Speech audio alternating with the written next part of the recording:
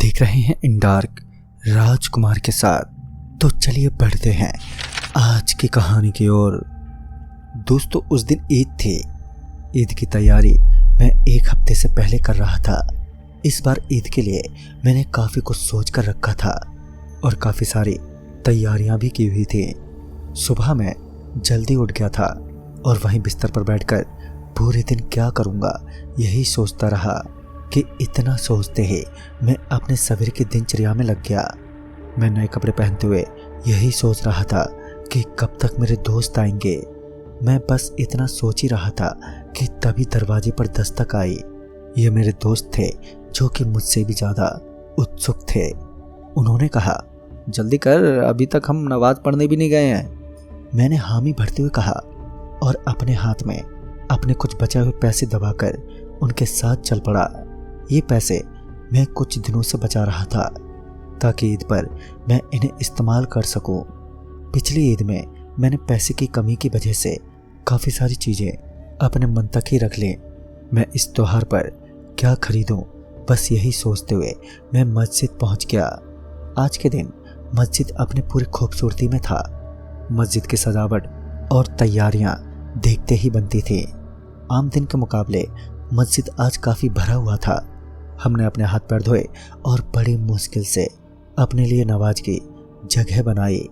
उस दिन नमाज में भी अलग ही मिठास थी। भले ही वहाँ पर कोई गायक नहीं था, पर नमाज के स्वर किसी मोहक गाने से कम नहीं लग रहे थे।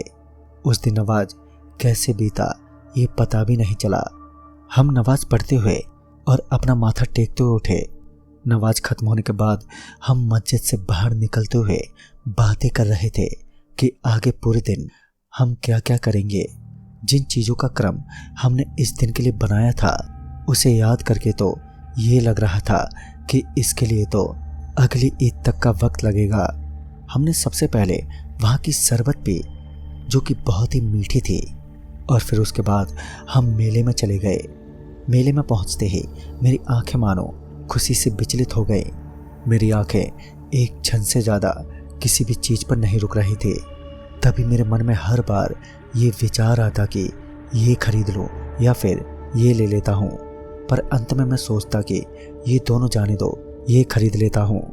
ऐसे ही करते करते मैंने 2 महीने से ज़्यादा ना चलने वाली और ज़िंदगी में कभी ना काम आने वाली सारी चीज़ें खरीद ली। ये लेकर मानो मैं खुद को उस वक्त लखपति समझ रहा था। यही पूरी हालत मेरे दोस्तों की भी थी, पर अभी भी मेरे पास 50 रुपए बचे थे। मैं इनसे कुछ खा लेता, पर पहले ही मैंने बहुत कुछ खा लिया था। मैं इन पैसों का अब क्या करूं, ये सोचते हुए मेले से मैं निकल ही रहा था कि तभी मैंने मेले में आने वाले रास्ते की दाईं तरफ की ओर एक बूढ़े व्यक्ति को देखा, जहां पर दूसरे दुकानदार और ठेले वाले चिल्ला चिल्लाकर ग्राहकों को अपनी तरफ आकर्षित कर रहे थे। तो वहीं दूसरी तरफ ये बूढ़ा आदमी गुमसुम बैठा हुआ था। उसे देखकर लग रहा था कि उसने कई दिनों से खाना नहीं खाया है। वो बूढ़ा आदमी दिखने में किसी फकीर की तरह लग रहा था। उसके कपड़े बहुत ही पुराने और कई जगहों से फटे हुए भी थे, पर वो आदमी वहाँ पर भीख नहीं मांग रहा था। वो वहाँ पर अपनी बनाई हुई कुछ तस्वीरों को बेच रहा था। मैंने सोचा कि बचे हुए कुछ पैसों से मैं इनकी कुछ मदद कर देता हूँ। मैं यही सोचते हुए उनके पास गया और उनके पास कई सारी हाथ से बनाई गई तस्वीरें थी, जिनमें से कई तस्वीरें बहुत ही ज़्यादा मनमोहक थी। मैंने उनसे उन तस्वीरों के बारे में पूछा, पर उनका कोई जवाब नहीं मिला। बदले में उन्होंने मुझे एक तस्वीर थमा दी। मुझे लगा कि मुझे यह तस्वीर बेचना चाहते हैं, तो मैंने कहा, मुझे ये नहीं, वो वाली पसंद है। इसके उत्तर में उन्होंने अभी भी कुछ नहीं कहा और वो तस्वीर उठाकर मुझे फिर से थमा दी।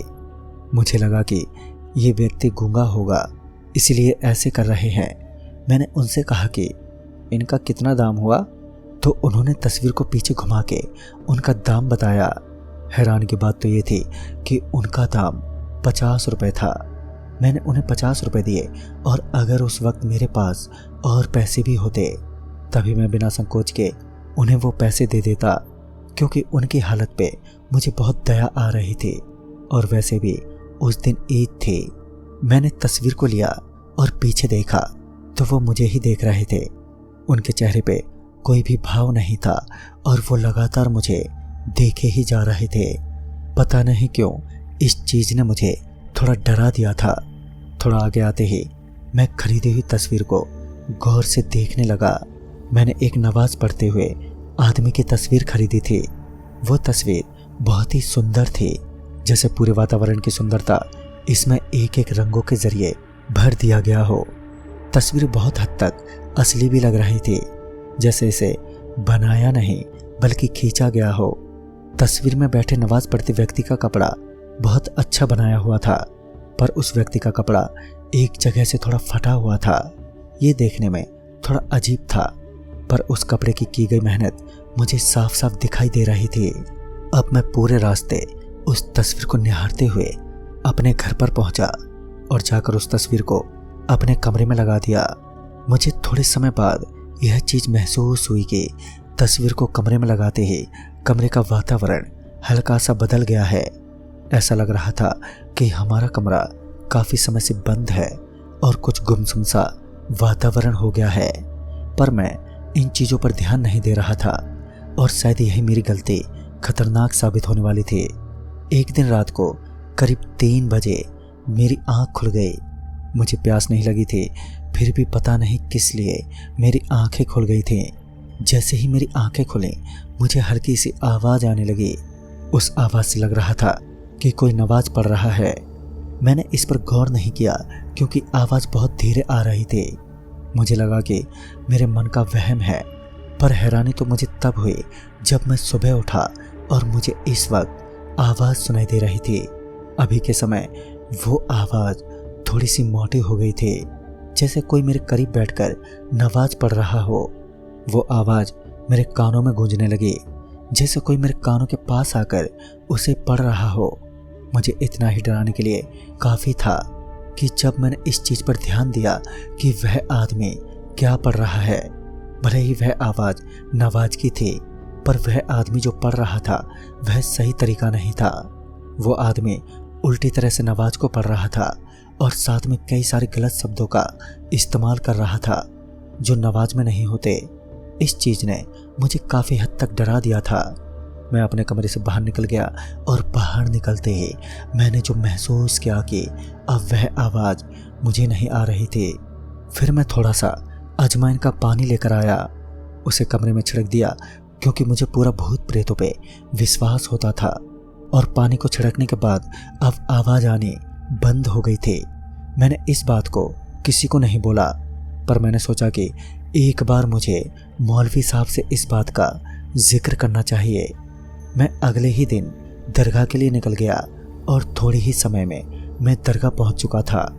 दरगाह के बाहर ही मुझे मौलवी साहब दिखते हैं। उन्होंने कहा, उधर ही रुक जाओ। शायद उन्हें पता था कि मेरे साथ क्या हुआ है। उन्होंने कहा कि तुम भूत प्रेत बाधा की चीज़ों से अपवित्र हो चुके हो, तुम अंदर अभी नहीं जा सकते। पहले उस तस्वीर को यहाँ पर लेकर आओ। वो तस्वीर काली शक्तियों के औजारों से बनाई गई है, इसलिए उसकी शक्ति मिटाना बहुत ही ज़रूरी है।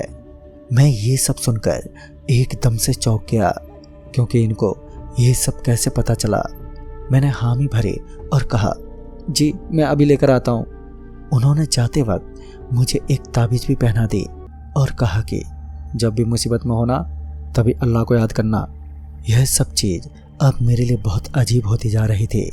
मैं पूरे रास्ते बस यही सोच रहा था कि क्यों मैंने उस दिन वह तस्वीर को खरीद लिया। बस ऐसा सोचते सोचते ही मैं अपने घर पहुंचा। घर पहुंचते ही मुझे पता चला कि मेरे माता पिता किसी कार्य से बाहर गए हैं और वो अगले दिन आएंगे। मैंने अपने कमरे में जाने की हिम्मत नहीं की और वहीं पर मैं हॉल में सो गया। फिर भी मुझे अजीब सा डरावना एहसास हो रहा था, जैसे कोई मुझ पर नज़र रखे हुए है। डर से कांपते हुए मैं अपने सोफे पर लेट गया और कुछ ही समय में मेरी आंखें भी लग गई। मैं गहरी नींद में सो गया था, पर अब असली खौफ का मुझे एहसास होने वाला था। पिछले दिन की तरह बराबर 3 बजे मेरी आंख खुली। मेरी आंखें खुलते ही अंधेरे और शांत वातावरण का मुझे एहसास हुआ। पूरा घर शांति से फैला हुआ था। मुझे घड़ी के चलने की आवाज़ साफ साफ सुनाई दे रही थी। फिर जैसे ही मैंने घड़ी की तरफ देखा तो समय रात के 3 बज रहे थे, जो समय मुझे डराने के लिए काफ़ी था। मैंने अपनी आंखें बंद कर ली और सोने की कोशिश करने लगा, पर मुझे अब नींद भी नहीं आ रही थी।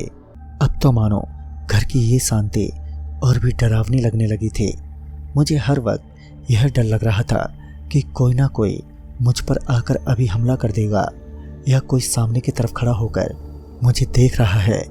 इन चीज़ों से मेरा गला बहुत सूख गया था और अब मुझे प्यास भी लग रही थी, पर मैं पानी पीने के लिए जा नहीं सकता था, क्योंकि हमारे कमरे का फ्रिज मेरे कमरे के बाजू वाले कमरे में ही रखा था और मैं किसी भी तरह उस कमरे में वापस नहीं जाना चाहता था।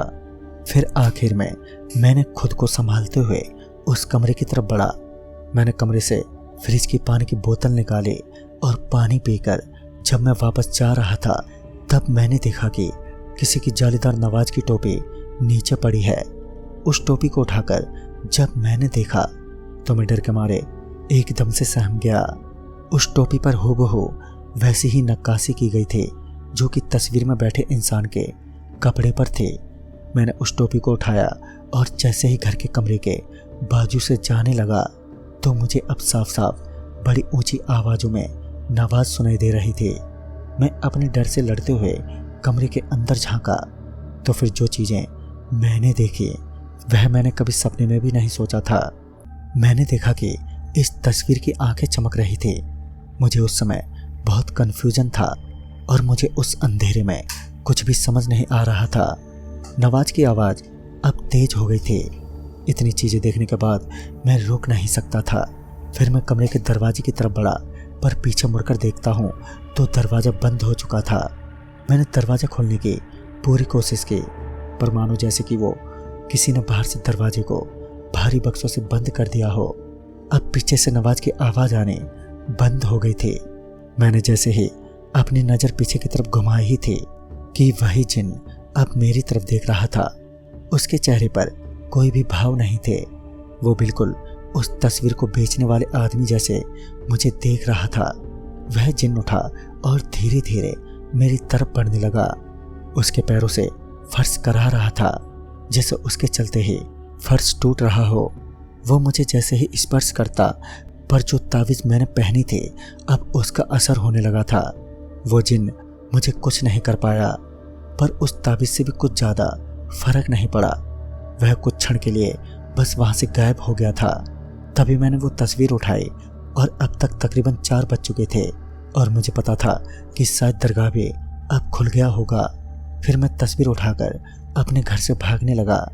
हालांकि 4 बजे जब तक सभी लोग नमाज के लिए आ ही जाते हैं, पर उस दिन रास्ते पर मुझे कोई भी दिखाई नहीं दे रहा था।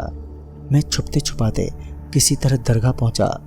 मैं भागते हुए दरगाह के अंदर गया और वह तस्वीर मौलवी साहब को दे दी। उन्होंने तस्वीर को लेते ही एक बड़े से कुएं में फेंक दी और कहा कि अब अंदर मत झांकना, और ये भी कहा कि झाड़ फूक के प्रेतों को इसी कुएं में कैद किया जाता है। इसमें झांकने पर तुरंत ही तुम्हारे शिकारी को तुम्हारी सुगंध का एहसास हो सकता है, जिससे फिर से तुम पर उसका प्रभाव पड़ सकता है। उस दिन उस हादसे के बाद मुझे जिंदगी में कभी भी उस जिन्न का एहसास फिर कभी नहीं हुआ। डर क्या होता है मुझे पता चल गया था, और उसके बाद ना तो मैंने कोई ऐसी चीज़ कभी खरीदी थी जो मुझे थोड़ी सी भी अजीब लग रही हो। मैं दूसरों को भी अब यही सलाह देता हूँ कि कोई भी चीज़ खरीदने से पहले ध्यान ज़रूर दें। तो दोस्तों, इस कहानी में बस इतना है। तब तक के लिए बाय एंड टेक केयर।